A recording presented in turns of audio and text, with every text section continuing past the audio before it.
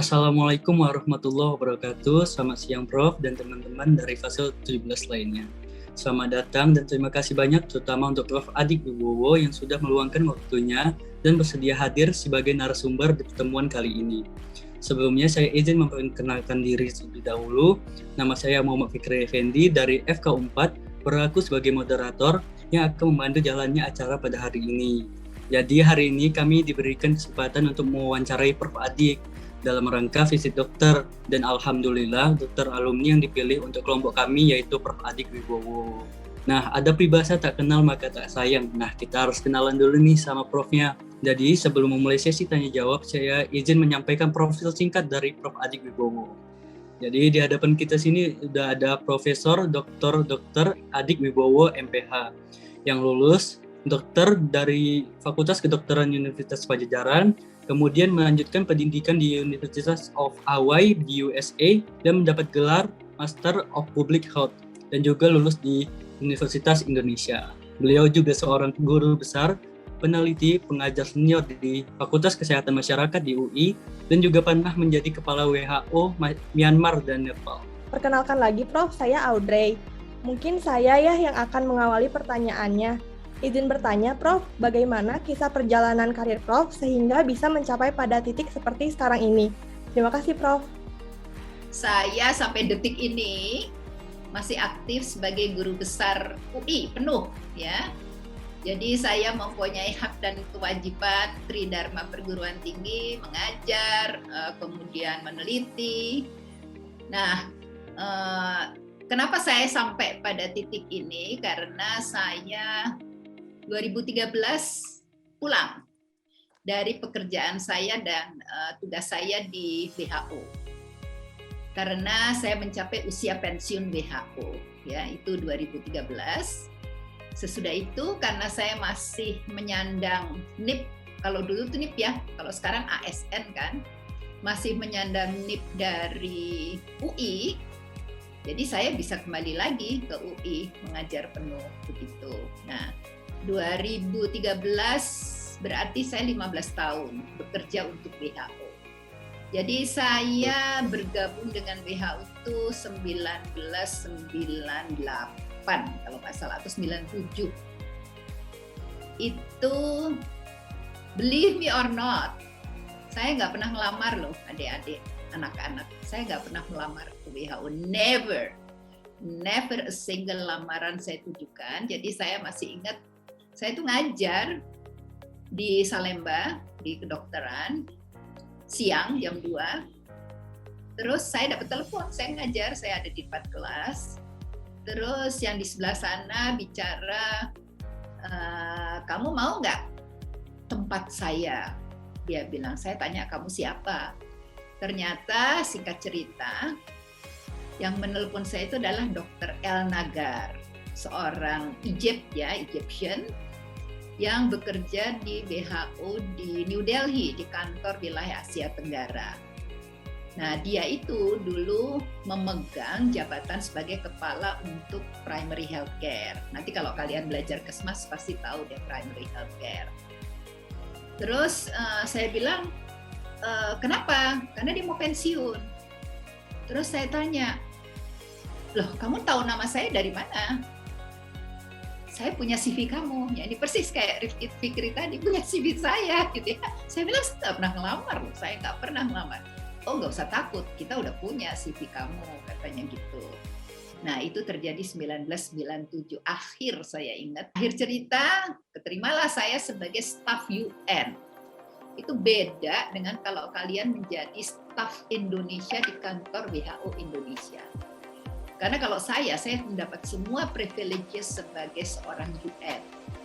Nah, jadi akhirnya nyambung, saya 7 tahun di New Delhi. Lalu suatu saat saya dipanggil oleh kepala dan dia bilang, kamu mau naik kelas nggak? Saya bilang, ya silakan. Naik kelasnya kayak gimana? Saya bilang, itu tuh di Nepal tuh kosong, nggak ada kepalanya. Baiklah, siapa takut, saya pikir. Sehingga terus saya pergi ke Nepal sebagai kepala WHO di Nepal. Itu saya dapat 2 tahun. Sesudah selesai di Nepal, saya nggak pulang ke New Delhi, saya dipanggil lagi, terus saya bilang, wah kerjaan kamu cukup bagus, segala macam, mau nggak dikasih naik kelas lagi katanya. Negara yang lebih besar penduduknya. Kalau Nepal kan cuman 26 juta, sedangkan kalau Myanmar 57 juta. Saya bilang nggak apa-apa deh, saya coba gitu. Akhirnya saya selamat tuh di Myanmar. Sampai cukup lama saya di sana. Total saya kurang lebihnya 15 tahun di WHO ya, sehingga makanya baru pulang 2013. Sebelumnya 1997 saya berkiprah di FMI. Saya menjalani semua pangkat dan jabatan di situ, mulai dari kepala departemen, kemudian menjadi wakil dekan, terus saya juga mendapat medali untuk pionir dalam public health gitu ya. Jadi terus saya juga praktek karena saya paling bangga menjadi dokter. Saya paling bangga menjadi dokter, saya masih praktek. Dan saya lulus waktu itu adalah tahun 1973. Kalian barangkali masih nggak tahu, di awang-awang gitu ya, belum nemu orang tuanya yang mana gitu. Singkat cerita begitu, kalau saya ditanya tentang bagaimana kok bisa meniti karier sampai detik ini. Oke, Audrey. That's the answer. Terima kasih atas jawabannya, Prof. Untuk Audrey, apakah sudah terjawab? Sudah sangat menjawab, Prof. Terima kasih banyak. Perjalanan dan pengalamannya di UN, di WHO sangat menginspirasi saya, Prof. Apalagi mengetahui perjalanan saya masih cukup panjang untuk menjadi dokter. Terima kasih, Prof. Saya kembalikan ke moderator. Thank you, Audrey. Audrey. Keren banget ya, Prof. Prof Adi Wibowo bisa banyak bahasa, dan saking kerennya itu tidak pernah meramar di WHO, malahan Profnya ini yang dipanggil ke WHO gitu. Ya. Keren banget. Itu yang harus kalian belajar. Itu yang sebetulnya saya selalu bilang ke adik-adik ya. Kita ini orang Indonesia terlalu rendah hati, terlalu tidak berani menyombongkan diri. Padahal masing-masing dari kalian itu punya karakter yang bagus, yang mungkin beda dengan orang lain yang harus ditonjolkan. Saya juga tidak jual diri ya, saya juga tidak menonjol-nonjolkan. Tetapi saya pikir bahwa pada saat itu memang ahli primary healthcare itu sedikit sekali gitu. Dan saya bekerja dengan baik, saya kalau saya dapat tugas, saya lakukan dengan baik tanpa reserve. Jadi itu yang mesti kalian pegang. Do it totally out. Jadi jangan setengah-setengah ya. Sehingga orang tuh akan lihat kalian gitu loh. Nah, itu yang barangkali harus kalian tanamkan dari mulai kalian kuliah. Yang kecil-kecil saja, kalau misalnya ada kegiatan di BEM, kalau di UI itu BEM ikut ya. Kalau ada perlombaan bahasa Inggris ikut gitu. Pelan-pelan kalian akan dikenal. Itu yang saya selalu bilang, saya nggak pernah melamar di WHO. Never. Tapi ternyata orang sudah kenal saya. Gitu ya, Fik? Oke, go ahead. Ya, Prof. Keren banget, Prof. Jadi kita lanjut ke pertanyaan berikutnya, Prof. Oke, untuk Bisma dipersilakan. Selamat sore, Prof. Izin memperkenalkan diri lagi. Perkenalkan, nama saya Bisma Indira Banyubiru, Prof. Saya ingin bertanya, Prof. Tadi kan Prof kan sudah menjelaskan tentang pengalamannya selama bekerja atau selama mendaftar di UN, WHO, dan lain-lain. Dan juga Prof kan juga mengingatkan kepada kita untuk mengikuti setiap organisasi yang ada di kampus nih, Prof. Nah, kalau dari Prof sendiri itu pengalaman apa sih, Prof, di masa kuliah yang selama menempuh gelar S1, dan juga pengalaman organisasi apa yang pernah diikuti oleh Prof? Terima kasih, Prof. Kalau terus terang ditanya sama Bisma, apakah saya aktif berorganisasi waktu saya S1? Never, nggak pernah. Saya malah paling nggak suka berorganisasi selama masa kuliah, ya. Karena saya pikir kuliah aja udah setengah mati ini beratnya gitu kan. Dan waktu zaman saya kuliah itu ya kita belum terpapar gitu ya dengan keorganisasian. Zaman dulu itu mah jadul banget kuliahnya. habis kuliah pulang selesai gitu saja, nggak ada organisasi. Tapi misalnya saya ikut, kalian tahu kan yang jadi kayak Mahawarman gitu loh ya, ada yang kita juga ikut latihan militer gitu. Nah waktu itu saya ikut tuh latihan militer, dulu namanya Mahawarman ya. Jadi dari semua fakultas dikumpulkan, siapa yang seneng gitu menjadi kayak semacam latihan tentara gitu-gitu segala macam ya. Semua fakultas dikumpulkan, dan dari sisi sana tuh, dari Fakultas Pertanian ada Megawati, dan ada juga istrinya Guntur, siapa namanya? Oh, saya lupa gitu. Itu mereka juga ikut gitu ya. Jadi kita tuh digabung seluruh Unpad dan kita melakukan latihan-latihan seperti itu. Terus terang saya tidak pernah ikut berorganisasi pada waktu S1. Terus apakah saya pernah bermimpi jadi seperti sekarang ini? Never. Mimpi saya waktu sekolah tuh Bisma. Karena mungkin pendidikan dari para spesialis ya, para guru-guru kita ya, yang sangat klinikus gitu ya. Waktu zaman saya itu, cita-cita saya adalah saya pengen jadi dokter kaya. Saya kepengen punya praktek sampai pasiennya sampai jam 4 pagi. Saya kepengen terkenal karena saya jago melakukan apa gitu ya. Jadi itu cita-cita saya waktu sekolah. Aku mau jadi kaya gitu ya. Karena juga ngelihat dosen-dosen kita yang dulu itu zaman tahun 65 kan belum ada yang punya Mercy, taunya dokter Nagar udah naik Mercy gitu. Waduh keren banget gitu, sementara kita jalan kaki kan. Nah jadi kalau kamu tanya apakah saya sering berorganisasi, enggak pernah. Tapi yang saya belajar adalah saya belajar bahasa waktu saya mahasiswa. Itu yang menyebabkan bahasa Inggris saya mungkin akhirnya jadi bagus ya, karena saya mulai belajar bahasa Inggris dengan baik dan benar itu dari tingkat 3 saya pikir. Tingkat 3 saya udah les bahasa, les conversation, les nulis, les grammar, itu saya lakukan gitu ya, tapi organisasi enggak itu. Gitu Bisma. Ada lagi? Oke, untuk Fitria saya persilakan. Selamat sore Prof, perkenalkan kembali, nama saya Fitria. Saya izin bertanya ya Prof, tadi kan Fikri di awal sudah memaparkan bahwa Prof itu waktu S2-nya mengambil public health. Dan juga waktu tadi dokter bercerita bahwa awalnya dokter cita-citanya itu bukan di ranah kesehatan masyarakat. Nah kira-kira boleh tahu gak Prof motivasi yang Prof miliki untuk akhirnya bisa bekerja di bidang kesehatan masyarakat? Terima kasih sebelumnya Prof.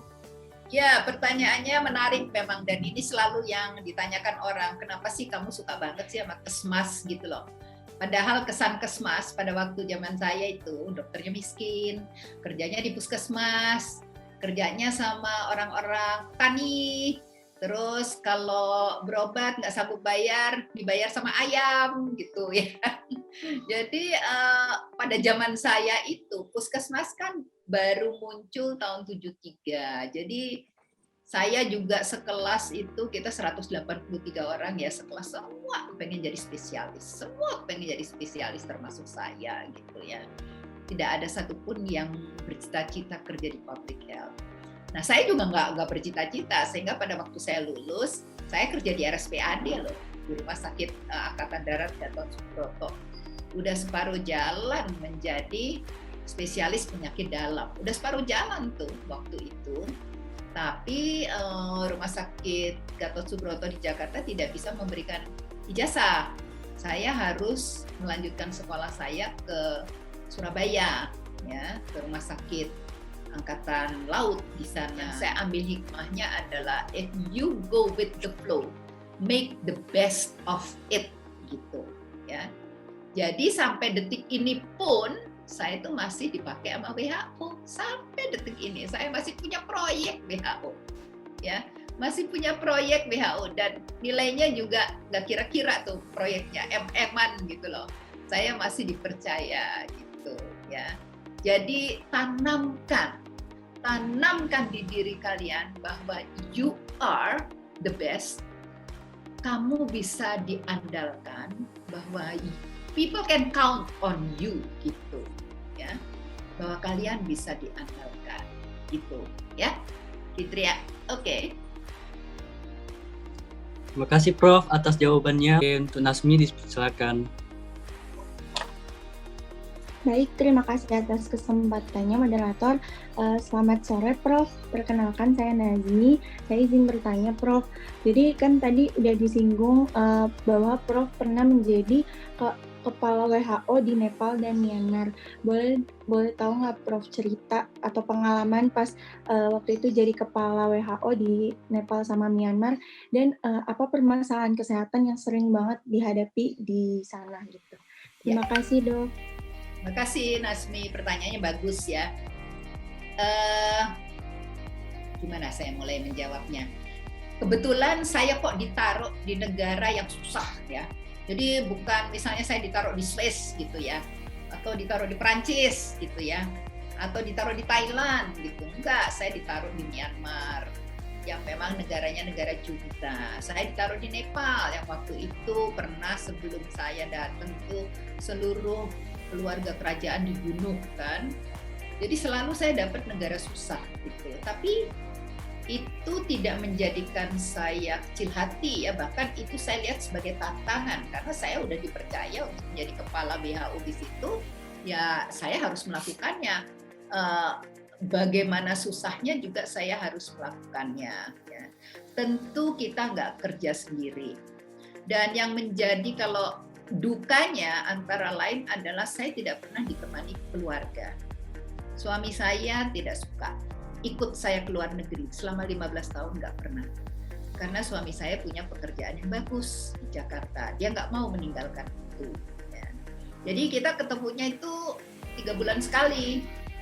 3 bulan sekali dia mengunjungi saya gitu ya. Dan kamu tahu sendiri kan kalau datang hari pertama seneng-seneng ya, terus hari kedua juga wah melepas rindu, melepas kangen sampai sistitis gitu kan.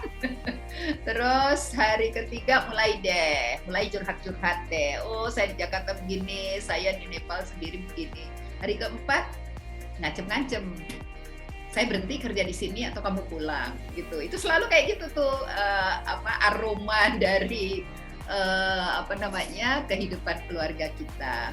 Jadi suami saya nggak pernah mau ikut. Anak saya pernah ikut, tapi anak saya yang satu lagi tidak ikut karena dia menikah dan tinggal di Singapura. Ya. Nah itu dukanya. Sehingga dukanya kenapa? Kalau ada masalah apa-apa saya nggak bisa curhat ke siapapun karena suami saya jauh. Mau telepon juga susah, mahal gitu. Ya. Nah sukanya adalah you are the number one. Di situ, di kantor WHO itu you are the number one. Terima kasih Prof atas jawabannya. Pertanyaan selanjutnya, apakah ada yang bertanya? Menurut Prof sendiri, bagaimana kondisi kesehatan masyarakat pada masa pandemi? Nah, jadi kalau ditanya kesehatan masyarakat kita, yes, kita terpuruk. Ya. Terpuruk dalam artian apa? Tidak hanya kena COVID, dengan adanya banyak pasien yang sakit, banyak pasien yang meninggal, tetapi juga apa? Lihat ke penyakit lain. Kamu pergi ke puskesmas kosong. Nggak ada orang berani datang ke puskesmas karena takut ya kena COVID. Akibatnya apa? Contoh yang nyata sekali saja, biasanya ada penderita TBC yang datang ke puskesmas ngambil obat. Terima kasih Dok atas Prof atas jawabannya, dan mungkin sebagai pertanyaan terakhir sekaligus menjadi closing statement, adakah pesan, kesan dan moto hidup dari Prof untuk kami sebagai mahasiswa kedokteran? Oke. Itu ada ya, saya tulis di motivational story. Prinsipnya adalah 1, be yourself.